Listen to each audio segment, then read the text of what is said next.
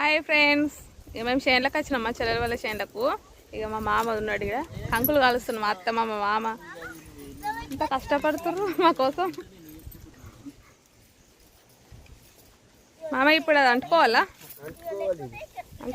కంకులు కాలవాలి, మేము తినాలి. ఏం చేస్తున్నావు అమ్మ? కాంకి పొట్టు తీస్తున్నామ్మా. పొట్టు తీస్తున్నా.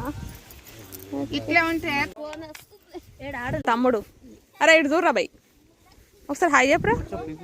ఓకే, మా మరదలు బంగారం,